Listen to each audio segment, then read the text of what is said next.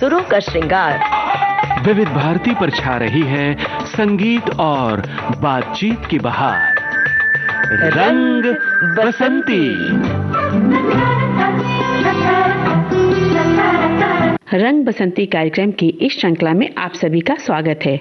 श्रोताओं, खेलना तो सभी को पसंद होता है। खेल कई तरह के होते हैं और जब अपने बच्चों की जिम्मेदारियां उठाते हुए कोई भी महिला इस क्षेत्र की ओर अपने कदम बढ़ाती है तो कई सारी चुनौतियां, दिक्कतें, परेशानियां भी सामने आती हैं। लेकिन जिनके इरादे हौसले बुलंद हो, लगन, मेहनत का जुनून सवार हो, वो परचम लहराकर अपना नाम इतिहास में दर्ज करा ही देती है। श्रोताओं, विविध भारती के स्टूडियो में world champion power lifter doctor Sharvari Inamdar, जिनसे बातचीत की है नेहा शर्मा ने।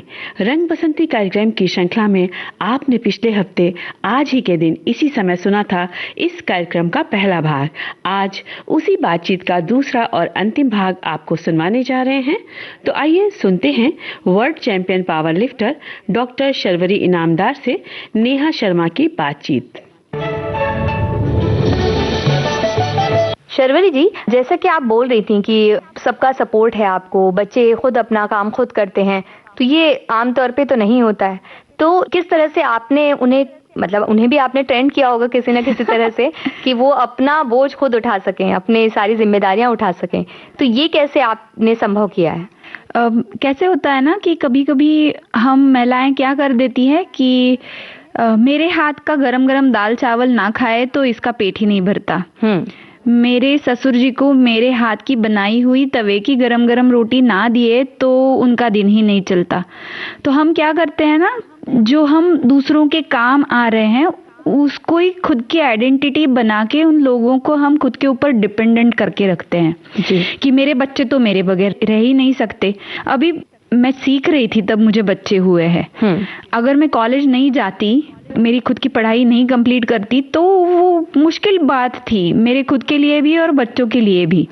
तो ऑब्वियसली कुछ साल जो है जब तक वो खुद का हाथ से खाना नहीं खा सकते हैं या खुद का टिफिन जो है वो तैयार किया हुआ खुद पैक नहीं कर सकते, तब तक तो सब करना पड़ता है। टोटली डिपेंडेंट रहते हैं बच्चे। लेकिन उसके बाद जब वो बड़े हो जाते हैं, 8वीं में 10वीं में जाने लगते हैं, तो उनको ना खुद की समझ आ चुकी होती है जी। और उस टाइम पे अगर आप वो करते हो ना कि मोटिवेशन जो होता है ना वो एक्सटर्नल होता है, इसीलिए डिसिप्लिन जो होती है ना वो आपके हमेशा साथ रहती है। आप हारे हुए हो, जीते हुए हो, फैमिली के साथ हो, बाहर गए हो, कहीं पे भी। तो इसलिए मैंने उनको जिम्मेदारियां दी या उन्होंने ली, इसके बजाय हम एज ए यूनिट खड़े हुए रहते हैं कि जो काम जो कर सकता है खुद से उसने वो बताना कि नहीं ये मैं कर लूंगा। ये चीज जो है ना वो सामने से आना, ये बहुत इम्पोर्टेंट है जी। और वो कुछ गलती कर भी दे तो it's okay, you don't have to be perfect every time. ये समझना बहुत जरूरी होता है।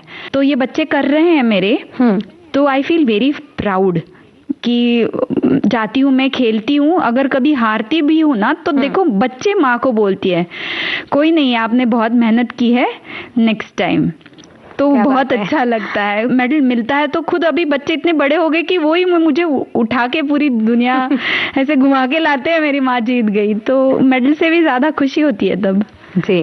तो ये एक तरीके से जैसा आपने कहा, ये बहुत अच्छी बात कि एक परिवार एक यूनिट की तरह अगर आगे बढ़ता है, अपनी जिम्मेदारियां खुद वो बताते हैं कि हम ये जिम्मेदारी ले सकते हैं, बजाय इसके कि उन्हें जिम्मेदारी दी जाए।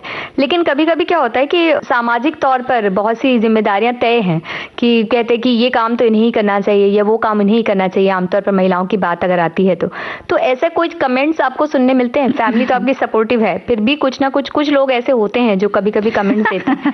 तो ऐसा कोई कमेंट आपको कभी सुनने मिला और किस तरह से आप उसका सामना करती हैं, जवाब देती हैं, नहीं देती हैं, क्या करती हैं? ऐसे है कि मैंने बहुत छोटी उम्र से ही इतने मल्टीपल टास्क जो है वो एक दूसरे के साथ इन्वॉल्व, मतलब जैसे फूलों की गजरा जो होता है वो कैसे बुनते हैं हम लोग, वैसे एक साथ किए हुए हैं। तो वो जो टॉन्ट्स होते हैं ना जनरली सुनने को मिलते हैं, अभी बच्चों की खेलने की और मेडल लाने की उम्र है, आप क्या कर रहे हो इसमें, और आप अगर नवरात्रि में बाहर जा रहे हो तो आपकी घर की घट स्थापना कौन देख रहा है, कि जैसे यही लोग आके देख रहे हैं, ऐसे बोल रहे होते हैं। वो ताने जो होते हैं ना, वो मेरे तक कभी डायरेक्टली आते नहीं, क्योंकि बोलने वाली की उतनी यही नहीं, पहुंच ही नहीं है कि वो आके सामने मेरे कुछ बोले। लेकिन पीठ पीछे जो लोग बोलते हैं उनका ध्यान भी कितना देना है, क्योंकि आपको पता है आपको लाइफ में क्या करना है। बहुत बार क्या होता है ना, हम महिलाएं जो है ना, लोग क्या कहेंगे, इसमें इतना ज्यादा अटक जाते हैं कि जिंदगी अपनी है, अपनी खुद की है, और हम क्या सोचते हैं ये ज्यादा इंपॉर्टेंट है इस टाइम पे, ये भूल जाते हैं, जो कभी नहीं करना चाहिए।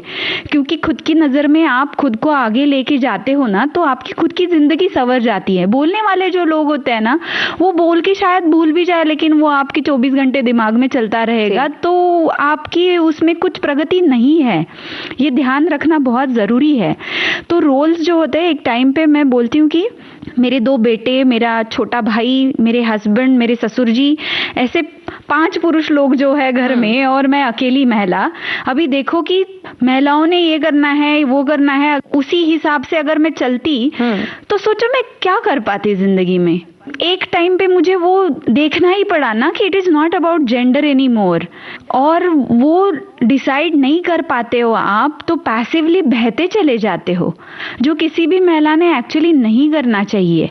अगर हो सकता है ऐसा कि आपको सीख ही ऐसी मिली हो कि ये ऐसा ही होता है, और वो पैटर्न जो है वो ब्रेक नहीं कर पा रहे हो आप, लेकिन कभी ना कभी तो ऐसा होगा ना कि आपको वो जो सच्चाई है वो सामने आपके आएगी, और वो जो काम है उसका डिस्ट्रीब्यूशन अच्छे से करना जो है वो आपको समझ आएगा। लेकिन तब आपको कोई कोऑपरेट नहीं कर रहा है, तो फिर आपने क्या करना है, वो जो मैनेजमेंट है ना, वो आप तभी कर सकते हो जब आपको पता होता है कि आपकी प्रगति जो है ना, वो भी इन्वॉल्व है आपके कुटुंब का जो यूनिट है उसके प्रगति में। बाकी सबकी सब व्यवस्थित अच्छे से चल रहा है, लेकिन आप खुद की तरफ ध्यान नहीं दे पा रहे हो, और उसको आप प्रगति बोल रहे हो एज अ होल यूनिट, तो वो नहीं ना, वो वैसे नहीं है। वो तो आपने आंखें बंद करके फिर लिया हुआ वो इंटरप्रिटेशन है, तो वैसे नहीं होना चाहिए एक्चुअली। बिल्कुल। तो इस तरह से जैसा आपने कहा कि अपने सोच के नजरिया भी बदलना जरूरी है, और किस तरह से लोगों की बातों को हम लेते हैं। तो ये जो कंडीशनिंग होती है, कई बार कंडीशनिंग में हम बंधे होते हैं, और बहुत सारी चीजें होती हैं जिन्हें तोड़ना होता है, उसमें आप लोगों की क्या हेल्प करती हैं, तो हम आपसे पूछेंगे। लेकिन उसके पहले हमें ऐसा लगता है कि यहाँ पर ये गाना बहुत फिट बैठता है आपकी बातें भी। कुछ तो लोग कहेंगे, लोगों का काम है कहना। हाँ जी बिल्कुल। तो ये गाना सुन लें। हाँ हाँ। कुछ तो लोग कहेंगे, लोगों का काम है कहना, छोड़ो बेकार की बातों में कहीं बीत न जाए रहना। कुछ तो लोग कहेंगे, लोगों का काम है कहना, छोड़ो बेकार की बातों में कहीं बीत न जाए रहना। कुछ तो लोग कहेंगे।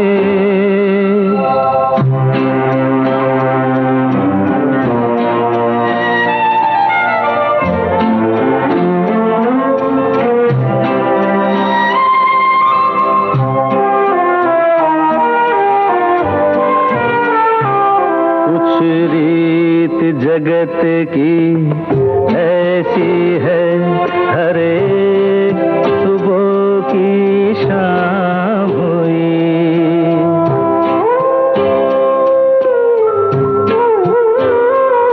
कुछ रीत जगत की ऐसी है, हर एक सुबह की शाम हुई। तू कौन है, तेरा नाम है क्या, सीता भी यहाँ बदनाम हुई। फिर क्यों संसार की बातों से भीग गए तेरे नैना। कुछ तो लोग कहेंगे,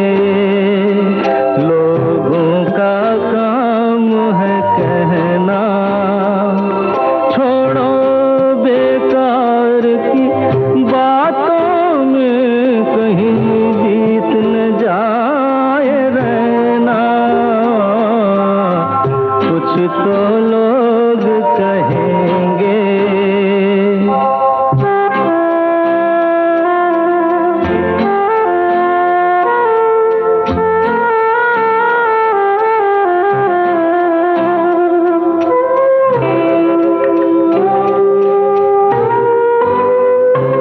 हमको जो ताने देते हैं, हम खोए हैं इन रंग रलियों में।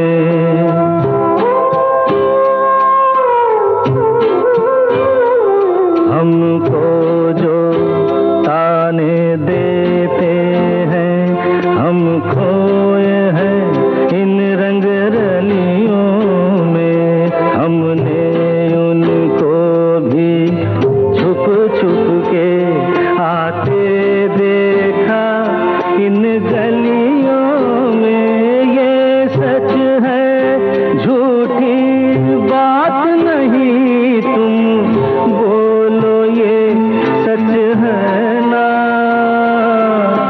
कुछ तो लोग कहेंगे, लोगों का काम है कहना। छोड़ो बेकार की बातों में कहीं बीत न जाए रहना। कुछ तो लोग कहेंगे, लोगों का काम है कहना।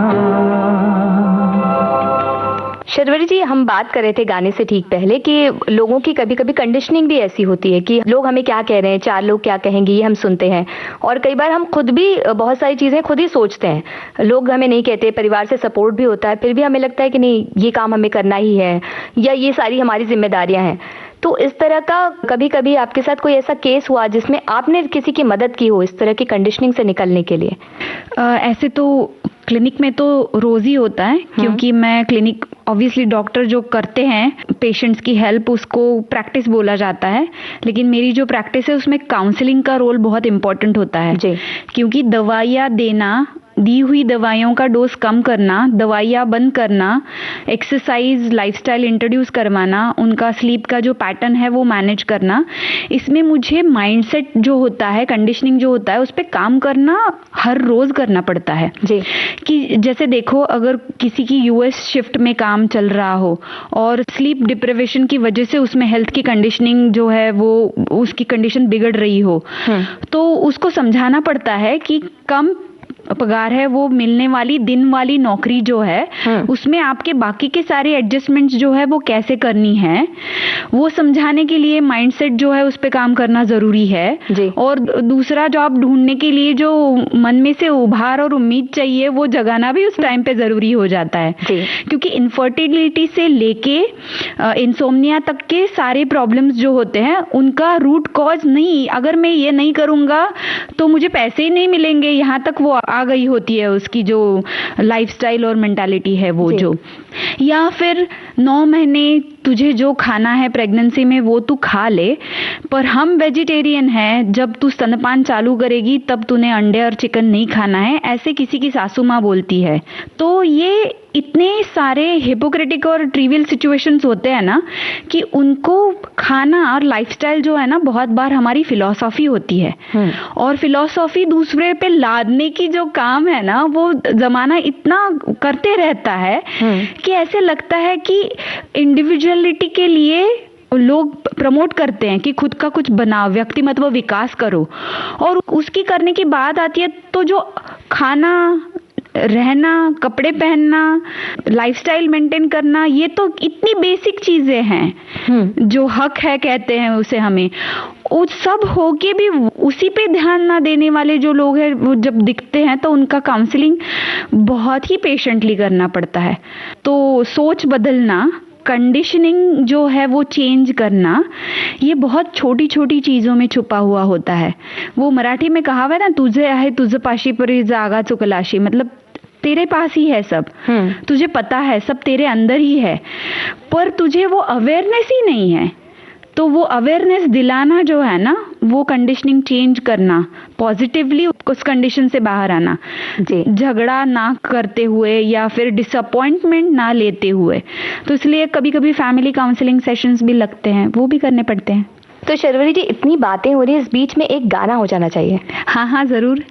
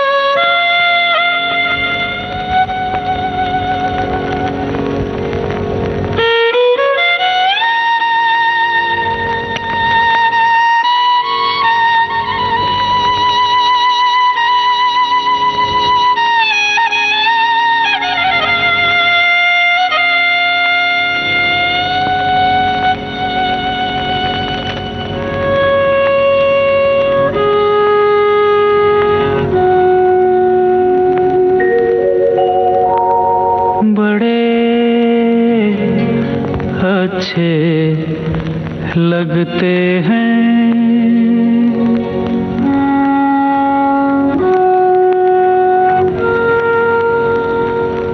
बड़े अच्छे लगते हैं। क्या ये धरती, ये नदियाँ, ये रहना और तुम बड़े अच्छे लगते हैं। ये धरती, ये नदियाँ, ये रहना और तुम।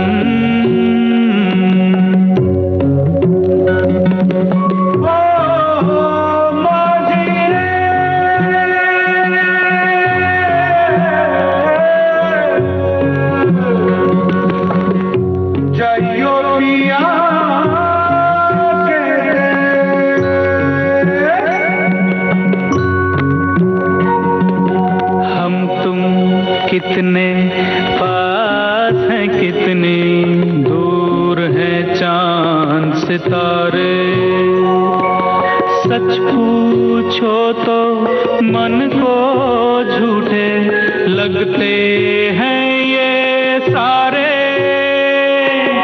हम तुम कितने पास हैं, कितने दूर हैं चांद सितारे। सच पूछो तो मन को झूठे लगते हैं ये सारे, मगर सच्चे लगते हैं। ये धरती, ये नदियाँ, ये रहना और तुम।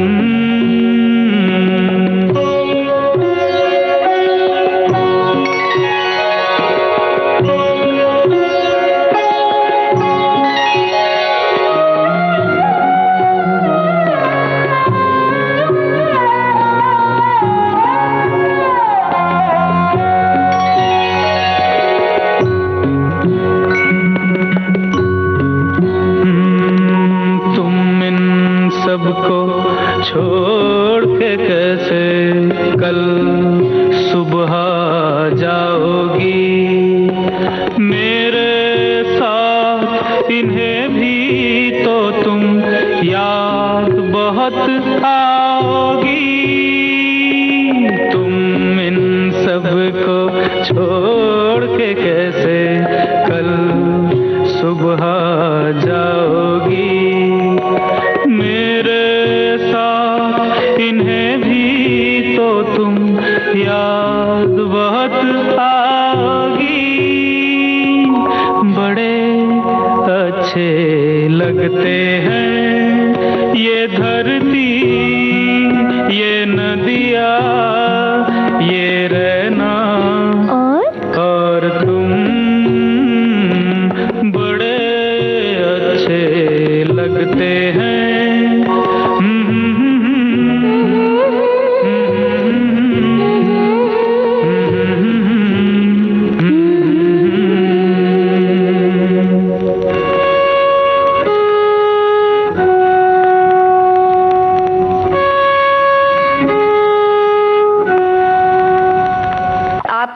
आयुर्वेदिक डॉक्टर हैं और आयुर्वेद इस बात पर बहुत जोर देता है कि अपने बारे में जाने, अंदर क्या चल रहा है वो जानकर ही वो बाहर की जो चीज़ें, जो परेशानियां हैं वो सामने आती हैं, कहा जाता है। तो ये आप जो अंदर से हमेशा सकारात्मक रहती हैं, तो उसका एक कोई बड़ा कारण आप आयुर्वेद को मानती हैं? तो ये जो कॉम्बिनेशन है कि मैं आयुर्वेद में एमडी मेरा हुआ है जी, मैं पावर लिफ्टिंग करती हूँ और ये वाला जो कॉम्बिनेशन है ना, ये वैसे रेयर है जी। तो आपका अंदर का जो थॉट प्रोसेस होता है ना, उसकी एक बेसलाइन होती है, स्वभाव कहते हैं जिसे जी। तो वो जो स्वभाव होता है ना, वो प्रकृति अनुरूप हर एक का बेसलाइन जो होता है वो ऑलमोस्ट डिफॉल्ट फिक्स होता है। उस डिफॉल्ट का ग्रूमिंग करना जो होता है ना, वो एजुकेशन, सर्कमस्टांसेस और एक्सपोजर पे डिपेंडेंट रहता है।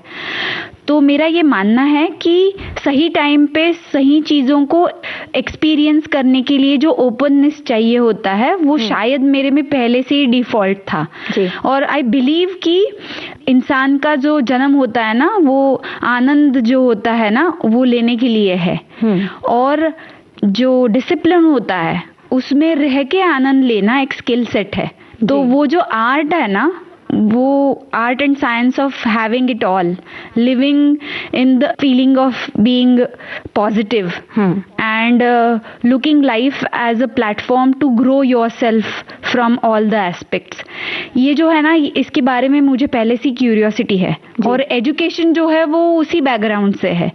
तो इसलिए मुझे ऐसे लगता है कि शायद आयुर्वेद का हाथ तो बहुत बड़ा है उसमें, क्योंकि प्रकृति परीक्षण के बाद अगर मैं डाइट देती हूँ तो इसको नारियल का तेल पिलाना है या घृत, जिसे घी बोलते हैं हम लोग, वो देना है प्रेडोमिनेंटली, ये मुझे तय करना होता है। तो वो ऑब्वियसली आयुर्वेद से ही आता है। लोग बोलते हैं कि आपको अगर योग और स्पिरिचुअलिटी की तरफ ध्यान देना है तो वो काम करने की वजह से टाइम नहीं मिलता, तो लोग बीच नींद में से उठ के 2-2, 3-3 तास जो है वो योगा अभ्यास करते हैं। तो मैं उनको बोलती हूँ कि आयुर्वेद कहता है निद्रायतम सुखम दुखम, प्रकृति के हिसाब से 7 से 9 घंटे की रात की नींद जो है वो आपके लिए इम्पोर्टेंट है। तो Ayurveda has been and is going to be base of whatever I do. तो मेरी जो फिलॉसफी है, मेरा जो स्वभाव है, उसके अनुकूल मेरा एजुकेशनल बैकग्राउंड है, तो ये अच्छा संयोग है, ऐसा मुझे लगता है। और आयुर्वेद में मतलब जैसा कह रहे थे कि कुछ माइंड सेट रहते हैं, वैसे आयुर्वेद की भी कुछ एक सेट चीज़ें हैं कि नाड़ी देखकर परीक्षण करते हैं। मतलब कई लोग इस वजह से भी सोचते हैं कि आयुर्वेद में तो बस नाड़ी ही देखेंगे, अंदर क्या चल रहा है पता नहीं चले, कोई टेस्ट वगैरह नहीं कराते। बट आप दोनों चीज़ों को मिलाकर चलती हैं या आप भी उस तरह से पुराने जो तरीके हैं उस पर ज़्यादा ध्यान देती हैं?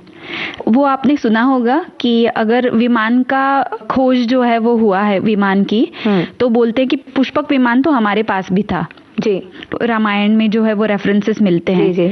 लेकिन अगर आज आपको टिकट निकाल के जाना है ऑस्ट्रेलिया में, तो आप पुष्पक विमान का इंतजार करते हो कि वो आएगा और हमें लेके जाएगा?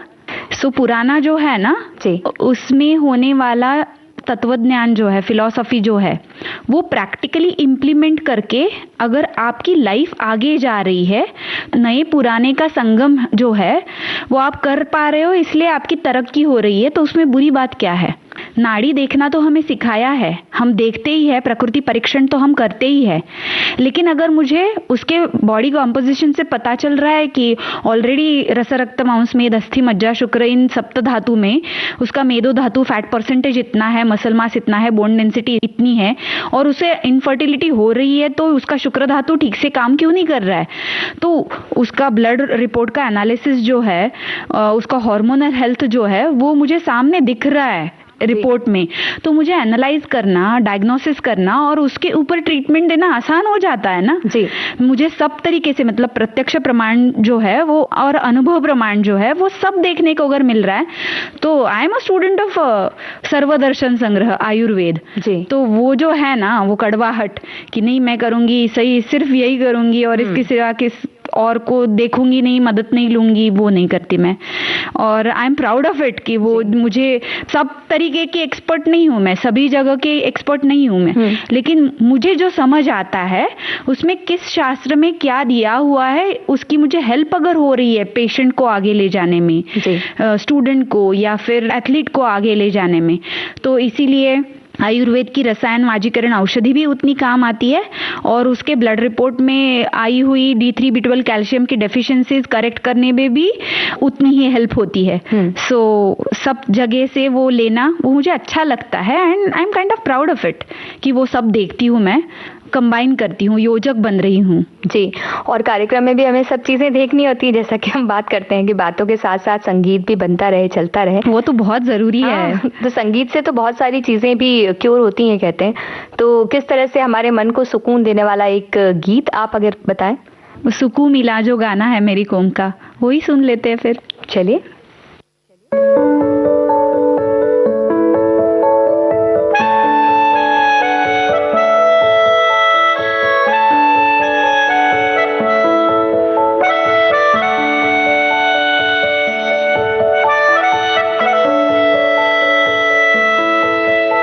मिला हूँ अब जो तुमसे है दिल को मेरे कसम से सुकून मिला, सुकून मिला। तुझे है पाया रब से है दिल को मेरे कसम से सुकून मिला, सुकून मिला। हर पल हंसी सा हुआ है, सांसों को तूने छुआ है, बड़ी तुझसे नजदीकियां सुकून मिला, सुकून मिला।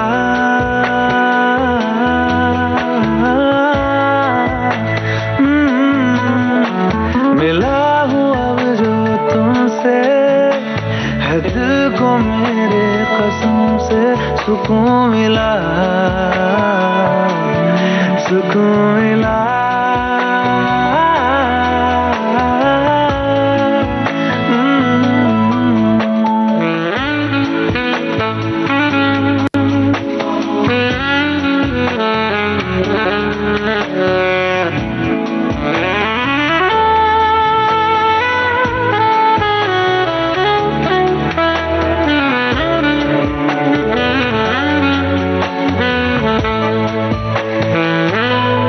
जब से जुड़ा तुझसे जिया चैनो करार दिल को मिला,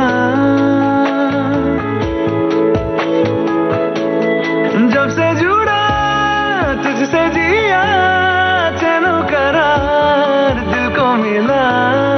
जब भी रहूं संग तेरे भूलूं हर गम शिकवा गिला, तेरे इश्क का ही नशा है मेरी रूह तक में बसा है, तूने आँखों से जो छुआ सुकून मिला,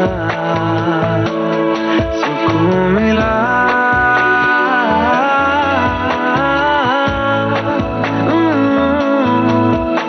मिला हूँ अब जो तुमसे है दिल को मेरे कसम से सुकून मिला,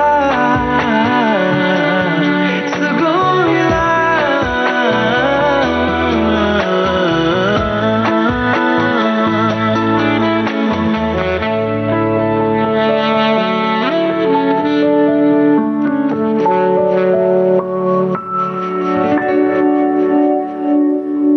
तो शर्वरी जी, इस गीत को सुन के तो हमें काफ़ी सुकून मिला, लेकिन सुकून मिलता है आमतौर पर लोगों को जब उनका खान पान बिल्कुल सही होता है। तो खान पान के बारे में पूछे उससे पहले एक सवाल और पूछना चाहेंगे कि आयुर्वेदिक दवाइयों का कोई साइड इफेक्ट नहीं होता, ऐसा लोगों का मानना है, और इस वजह से क्या करते हैं वो आयुर्वेदिक डॉक्टर के पास नहीं जाते हैं और कहीं कहीं से सर्च करके, आमतौर पर आजकल जो नेट पे सर्च किया जाता है वो सर्च करके और जाते हैं और अपनी मर्जी से दवाइयाँ खरीद के लाते हैं और खाने लगते हैं। तो आयुर्वेदिक दवाइयों का भी कोई साइड इफेक्ट होता है या नहीं होता, ये थोड़ा क्लियर कर दें यहाँ। मेरा चचेरा भाई है, जब मेरी आयुर्वेद में एडमिशन हुई थी बैक इन 2000, 26 साल पहले आज से जी, तो उसने मुझे बहुत चिढ़ाया था कि तू तो आयुर्वेद को जा रही है, Ayurveda is like no effect no side effect. तो उसकी मजे की जो बात है अगर बाजू में रखी जाए तो मैं कहती हूँ कि मेरे बेबीज जो है ना वो आयुर्वेदिक बेबीज है, ऐसे बोलती हूँ। तो हमारे घर में ना सब पैथीज हैं कि मैं और मेरे हस्बैंड जो है वो आयुर्वेद फिजिशियंस हैं। मेरा बड़ा लड़का है वो MBBS गवर्नमेंट कॉलेज में लास्ट ईयर में है। मेरा छोटा लड़का जो है फिजियोथेरेपी सेकेंड ईयर पढ़ रहा है। मेरी मौसी जो है वो होम्योपैथी की डॉक्टर है। मेरे मामा जो है वो वेटरनरी डॉक्टर है। तो ना जब सब पैथी से सब लोग घर में, मेरे मम्मी पापा भी डॉक्टर है, ESI की प्रैक्टिस करते हैं वो जो होता है ना कि यहाँ तक मेरे शास्त्र का अधिकार जो है वो है, और अभी अधिकार जो है ना वो मुझे पेशेंट जो है वो रेफर करना है, ये मुझे पता चल जाता है जी। तो होता क्या है, दवाई होती है। आपको खांसी आ रही है इसलिए आपकी, जिसको केस हिस्ट्री मालूम है, वो डॉक्टर ने आपको खांसी की दवाई दी, आपने वो ली। अभी समझो कि आपके किसी और फैमिली मेंबर को खांसी आ रही है, वही दवाई आपने उसको दे दी, एक बार चल जाएगा, लेकिन खांसी किन किन रोगों का सिम्टम होता है। अगर पहले से ही आपकी इम्यूनिटी लो चल रही है और शायद आपको क्षय राजयक्ष मतलब जिसको बोलते हैं बोली भाषा में TB हुआ है, तो कैसे आपको पता चलेगा। तो मेरा कहना यह है कि छोटी छोटी जो चीजें हैं ना, कि सुबह उठ के जीरा डाला हुआ पानी पी लिया और वो अदरक और नमक खा लिया खाने के पहले, ये से छोटे छोटे नुस्खे जो है ना चल जाएंगे शायद। लेकिन आपको कुछ हेल्थ की प्रॉब्लम है और आप खुद से कहीं पे देख के किसी जिसके पास क्वालिफिकेशन नहीं है ऐसे आदमी को, तो आप क्यों खेल रहे हो आपके हेल्थ के साथ। तो दवाई है, उसका इफेक्ट तो है, और अगर वो गलत चीज के लिए ली जा रही है तो साइड इफेक्ट अनवांटेड होता है, तब वो बहुत बुरी तरीके से हिट करता है। तो ऐसे नहीं करना चाहिए। आयुर्वेदिक दवाइयाँ जो होती है वो आयुर्वेद तज्ञ जो है, विशेषज्ञ जो है, उनके पास जाके आपको सब चेकअप करवा के फिर ही आपने लेनी चाहिए। तो मतलब ये कह सकते हैं सीधे शब्दों में, क्योंकि हर व्यक्ति की प्रकृति देख के उसके हिसाब से ही दवाइयाँ दी जाती है आयुर्वेद में। तो हो सकता है कि आपकी प्रकृति अलग हो और आप किसी और परिवार के सदस्य के ही किसी और चीज़ की दवाई नहीं खा सकते, जैसे खांसी की दवाई है, तो ज़रूरी नहीं है आपके लिए भी वो काम करेगा। तो हमें आयुर्वेदिक डॉक्टर के पास जाकर ही सलाह लेकर दवाई लेनी चाहिए। हाँ, क्योंकि प्रकृति जो होती है ना, उसमें जब विकृति आती है ना, तब डिसीज जो है वो सामने आता है। तो आपको कुछ विकृति है और आप दवाई के लिए जा रहे हो, तो प्रकृति परीक्षण उसमें आता ही है। लेकिन आपकी जो प्रकृति होती है उसके हिसाब से खान पान जब आपका होता है, तब उसे कहते हैं लाइफस्टाइल मैनेजमेंट। तो ये बहुत बड़े 2 एस्पेक्ट है आयुर्वेद के, कि सुबह उठ के आप एडवर्टाइज देख के च्यवनप्राश खा रहे हो और आयुर्वेदिक लाइफस्टाइल आप जी रहे हो, ऐसा नहीं होता। श्योर आपने आयुर्वेद विशेषज्ञ हैं आपके जो पास में है, जिनके पास आप कंसल्टेशन के लिए जाते हो, उनके सल्ले से ही आपने आयुर्वेदिक दवाइयाँ लेनी है। बिल्कुल। यहाँ इतनी बातों में और ऐसी भारी भरकम जब बातें हो रही हैं तो एक गाने की गुंजाइश होती है, सुन ले। हाँ जी।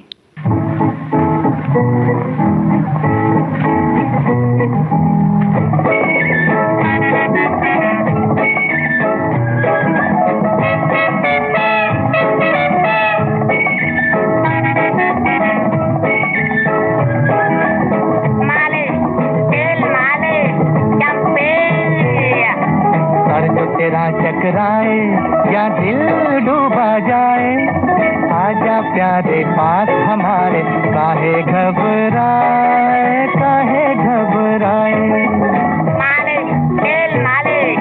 सर जो तेरा चकराए या दिल डूबा जाए, आजा प्यारे पास हमारे, काहे घबराए काहे घबराए।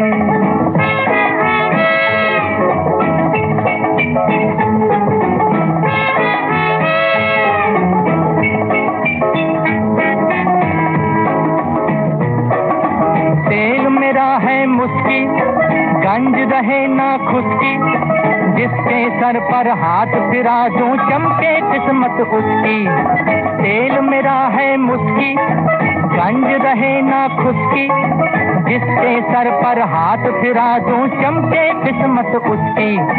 सुन सुन सुन अरे बेटा सुन, इस चंपी में बड़े बड़े गुण।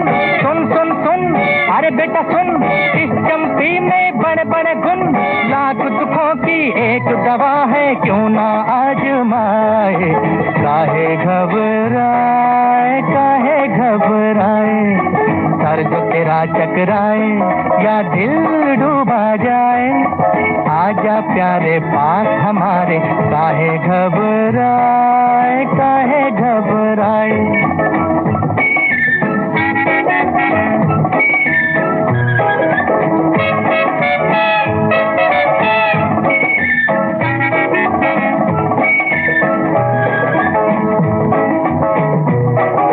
प्यार का हो बेझगड़ा या बिजनेस का हो रगड़ा, सब लफड़ों का बोझ हटे जब पड़े हाथ एक तगड़ा। प्यार का हो बेझगड़ा या बिजनेस का हो रगड़ा, सब लफड़ों का बोझ हटे जब पड़े हाथ एक तगड़ा। सुन सुन सुन अरे बाबू सुन, इस चंपी में बड़े बड़े गुण। सुन सुन सुन अरे बाबू सुन, इस चंपी में बड़े बड़े गुण। लाख दुखों की एक दवा है, क्यों ना आजमाए, काहे घबराए, काहे घबराए। सर जो तेरा टकराए या दिल डूबा जाए, आजा प्यारे पास हमारे, काहे घबराए, काहे घबराए।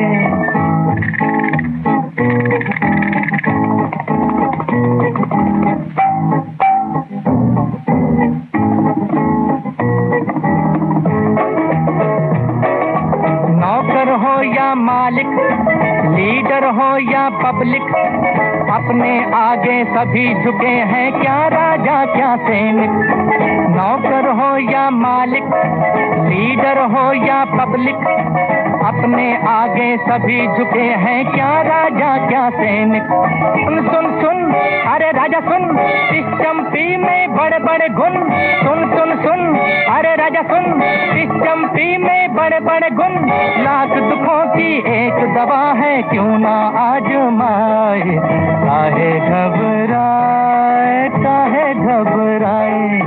सर जो तेरा टकराए या दिल डूबा जाए, आजा प्यारे पास हमारे, काहे घबराए। और आप आहार भी जैसे कह रहे हैं कि खान पान भी बहुत ज़रूरी है फॉलो करना, तो आहार विशेषज्ञ आप हैं, किस तरह से सहायता देता है ये? आयुर्वेद में सिर्फ दवाइयाँ ही नहीं, आहार भी बहुत ज़रूरी होता है, या कहें कि आहार तो जीवन में हमेशा ही ज़रूरी है। तो कैसे देखती हैं आप कि किसी व्यक्ति को किस तरह से खान पान से कैसे बदलाव लाकर वो अपना जीवन कैसे बदल सकते हैं? मैं बहुत आसानी से समझाना चाहूँ अगर थोड़ी देर में ही, तो ना मैं बोलती हूँ कि शहर में गांव में रहने वाले जो लोग होते हैं उनमें थोड़ा सा डिफरेंस होता है। शहर की लाइफस्टाइल जो होती है वो सेडेंटरी होती है और फास्ट होती है जी। और गांव में अभी भी थोड़ा सा समय जो है वो खुद के लिए निकालना थोड़ा आसान है, बस एक्सपोजर नहीं है जी। लेकिन आजकल ना डायबिटीज, ओबेसिटी, हार्ट डिसीज गांव शहरों सभी जगह पे दिखना शुरू हो गया है। तो अगर आम तरीके पे देखा जाए तो मैं बोलती हूँ कि रोटी सब्जी या चावल दाल ये अगर रोज का खाना है, ऐसे मान लिया जाए 100 लोगों का, तो उसमें से 25 लोग 50 साल के उम्र तक वो बहुत अच्छा मेटाबोलाइज कर लेते हैं जी। उसके बाद 60, 70, 80, 10-10 लोग कम हो जाएंगे उसमें से, और उम्र 90 साल है फिर भी एकदम अच्छी तरीके से सब चल रहा है यही खाना खा के। ऐसे मुट्ठी भर 4-5 लोग आपको मिल जाएंगे।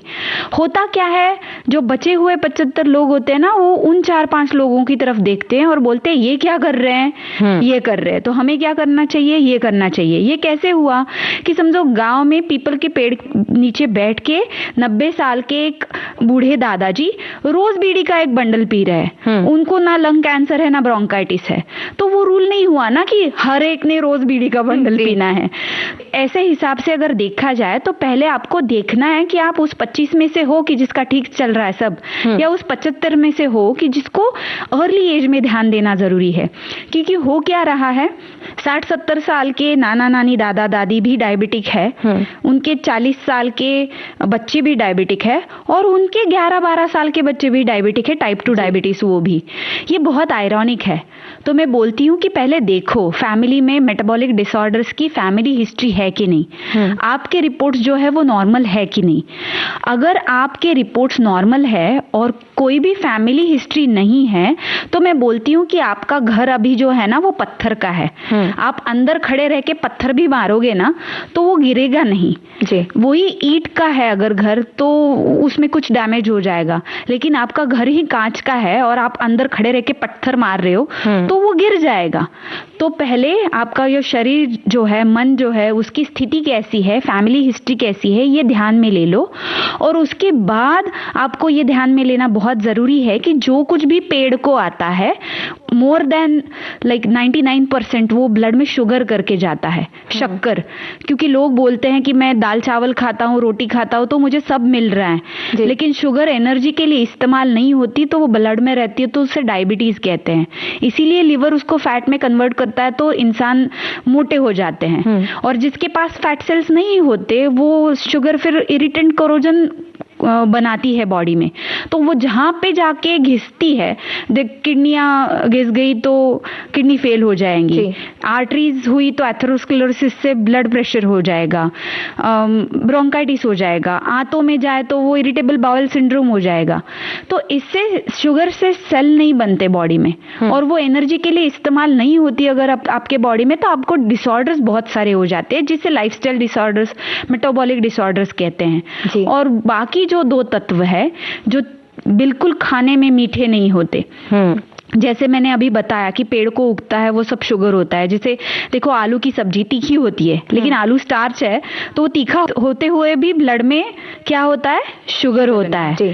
तो ऐसे जो चीजें मीठी नहीं होती एनिमल सोर्स से आती है और जो पानी डालने के बाद फूलते नहीं है। देखो चावल लगाया, पकाया, फूल जाता है, आटा गूंदा, उसमें पानी जो है वो सोख कर लेता है। वैसे आप अगर अंडे उबालोगे, पनीर की सब्जी करोगे तो वो पानी सोखता नहीं है, वो फूलते नहीं है। तो एनिमल से चीजें जो आती है वो क्लास 1 प्रोटीन फैट होता है और उससे आपके सेल्स बनते हैं, पिंडी ते ब्रह्मांडी, जो जैसा बाहर है अंदर जाके वो वैसा वृद्धिश्च समानैः सर्वेषां कहता है आयुर्वेद।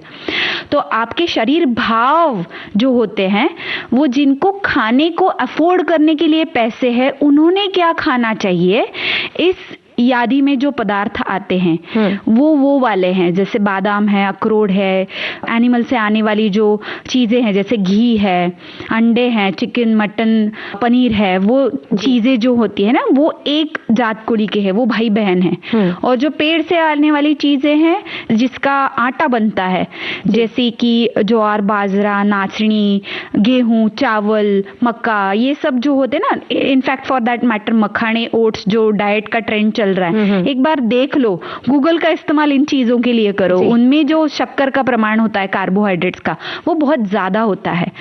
तो ना इन चीजों को मेटाबोलाइज करने की उन 75 लोगों की क्षमता बहुत कम होती है और वो करते हैं डाइट, तो ये चीजें खाना पसंद करते हैं और उनको बताया जाता है कि ये खाओ, ये बहुत अच्छा होता है। तो ये वाला जो कॉम्बिनेशन है ना कि जैसे स्निग्ध पदार्थ जो है, तेल, घी और ये पेड़ को आने वाले, ये जब मिक्स होते हैं ना तो तीखा और मीठा जंक तैयार हो जाता है। गुलाब जाम क्या है, खवा है, शक्कर है और तेल है, तो मीठा जंक हुआ। समोसा क्या है, आलू है, मैदा है और तेल है, तो तीखा जंक तैयार हुआ। Same applies to chips, pizza, ice cream और घर में खाई हुई गुड़, तुप, रोटी। इसलिए जो लोग बाहर का नहीं खाते, घर का ये कॉम्बिनेशन बना के खाते हैं, उनको भी ये मेटाबॉलिक डिसऑर्डर्स हो जाते हैं जब वो उस 75 में से होते हैं। तो इट्स दैट सिंपल। वो ये जो है 15 मिनट में बहुत हेवी हो जाएगा शायद, लेकिन समझने में आसान है।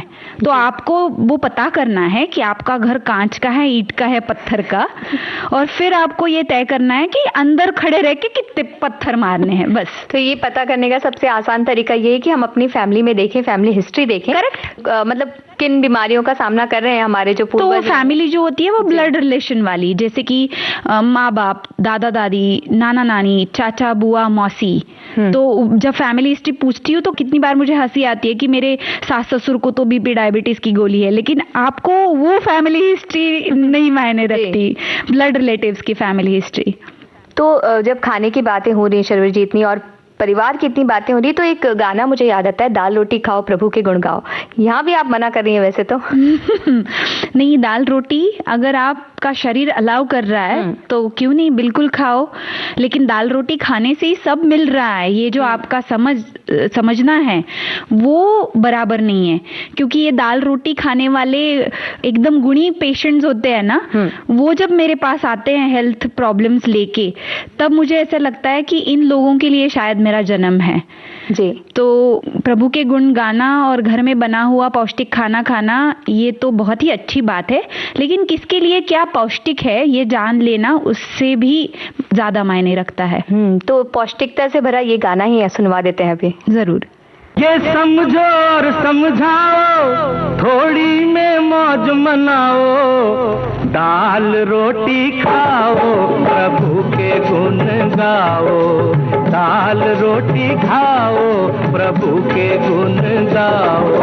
लालच में ना दिल का चैन गवाओ, दाल रोटी खाओ, प्रभु के गुण गाओ, दाल रोटी खाओ, प्रभु के गुण गाओ। ये समझो और समझाओ, थोड़ी में मौज मनाओ, दाल रोटी खाओ, प्रभु के गुण गाओ, दाल रोटी खाओ, प्रभु के गुण गाओ।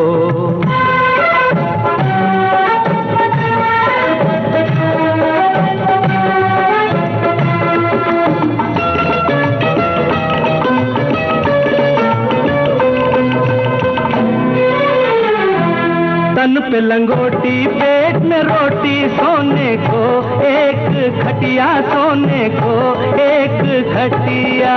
मतलब तो है दीन से चाहे बढ़िया हो या घटिया, बढ़िया हो या घटिया। राधे श्याम सीताराम, ओ राधे श्याम सीताराम। नफरत को दूर हटाओ और सबको गले लगाओ, दाल रोटी खाओ, प्रभु के गुण गाओ, दाल रोटी खाओ, प्रभु के गुण गाओ।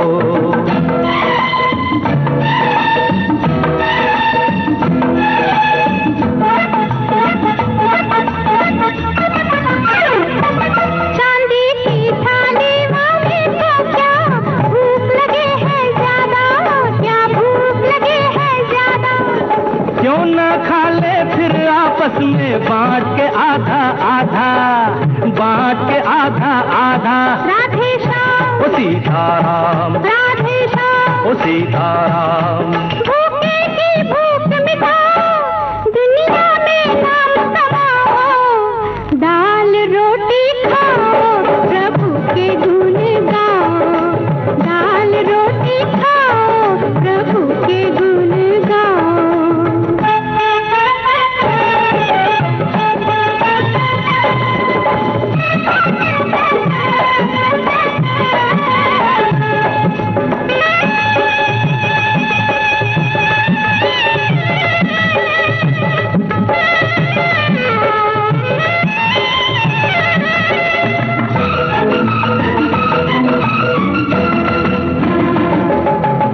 सबसे सस्ती चीज है क्या, बोलो बोलो बोलो।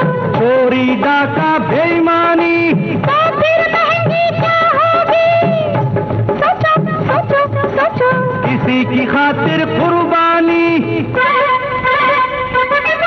छोटे को बाप दिखाओ, भूले को राह दिखाओ, दाल रोटी खाओ, प्रभु के गुण गाओ, दाल रोटी खाओ, प्रभु के गुण गाओ। शर्वरी जी, जैसे खाने पीने की बातें हो रही थी तो आपने भी कुछ एक खास तरीके का आहार बनाया है, मतलब एक डाइट आपने बनाई जिसको आप कुछ स्पेशल नाम दिया है आपने।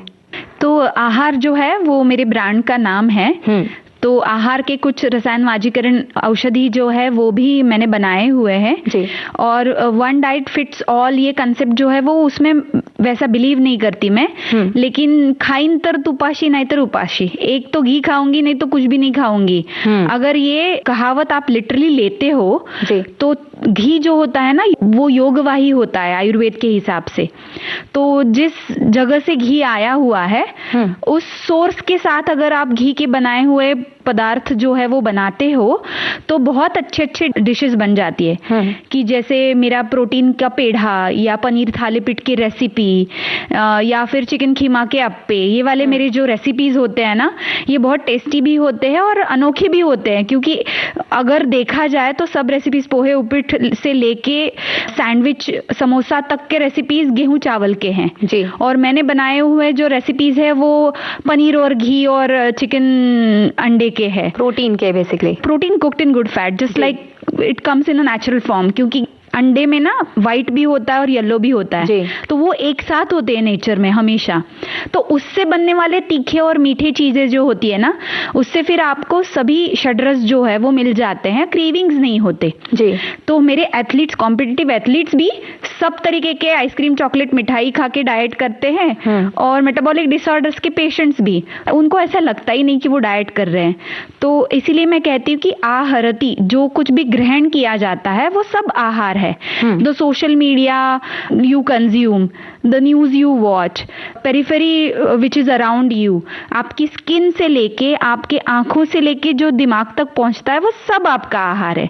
So people who influence you are also your आहार। तो किसकी बात सुननी है, कहाँ से क्या लेना है, इसकी सबकी गणती आहार में होती है, माइंडसेट भी उसी में आता है।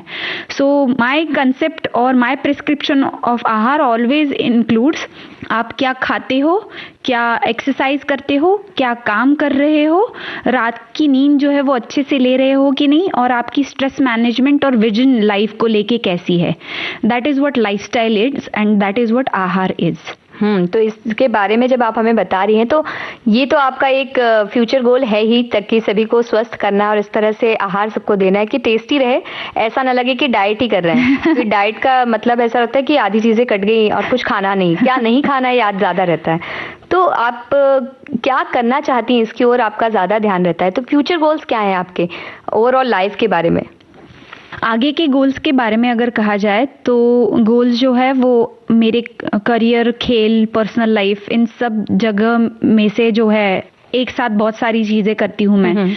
तो उसमें से सबसे बड़ा और जो लॉन्ग लास्टिंग गोल है मेरा, वो ये है कि मुझे जितने भी लोग who are seeking help from me, उनका परफॉर्मेंस जो है वो बढ़ाना है, उनका लाइफ जो है वो हेल्दियर, हैप्पियर बनाना है, उनके मेटाबॉलिक डिसऑर्डर्स जो है उनसे छुटकारा पाना है। तो मैं इतना नॉलेज जो है वो हमेशा सीखती रहूं और अप्लाई करती रहूं कि मैं उनको हेल्प कर सकूं। ये तो मेरा सबसे बड़ा गोल है जी। पावर लिफ्टिंग का कहा जाए तो मुझे ऐसे नहीं लगता कि I am still have achieved my best. Best is yet to come. तो मुझे और स्ट्रांग बनना है और मेहनत करनी है। और पर्सनल लाइफ का देखा जाए तो growing as a human being has been my goal since so long कि वो जो है वो परस्यू करते करते शायद आखिरी सांस तक वो चलता रहेगा। तो this is how I see like future years to come. क्योंकि लोग बोलते हैं आप 50s के दशक में जी रहे होते हो तो जिंदगी खत्म हो गई होती है, लेकिन मुझे तो ऐसा लगता है अभी तो पार्टी शुरू हुई है। तो शर्वरी जी, आप इसी तरह से अपने जो भी आपके गोल्स हैं वो सब पूरे हों और आपके जो अचीवमेंट्स हैं वो हमें ज़्यादा से ज़्यादा देखने मिले। धन्यवाद। और इसकी पूरी उम्मीद है हमें। और इस शुभकामना के साथ हम आपसे इजाज़त लें, उससे पहले आप हमें बताइए कि आप श्रोताओं से कुछ कहना चाहेंगे। मैं ये कहना चाहूँगी कि डिसिप्लिन में रह के जीने का आनंद लेना एक कला है और इस कला को परस्यू करने वाले हर एक श्रोता जो है उनको वो आनंद जो है मिल सकता है। तो क्यों ना अच्छा खाना खाए, अच्छे से कसरत करें, खुद की तरफ ध्यान दे और उससे जो खुशी मिलती है वो समाज में, परिवार में बांटें। बहुत अच्छा संदेश आपने दिया और अब आपका यहाँ आने के लिए बहुत बहुत धन्यवाद शर्वरी जी, और इतनी सारी प्यारी प्यारी बातें हमसे करने के लिए भी आपका बहुत बहुत धन्यवाद। बहुत बहुत शुक्रिया। Thank you for having me. श्रोताओं, रंग बसंती कार्यक्रम की इस श्रृंखला में अभी आपने सुना world champion power lifter doctor Sharvari Inamdar से नेहा शर्मा की बातचीत का दूसरा अंतिम भाग। इस कार्यक्रम का संपादन किया मनीषा सिंह ने और कार्यक्रम की प्रस्तुत करता है तेजश्री कामले।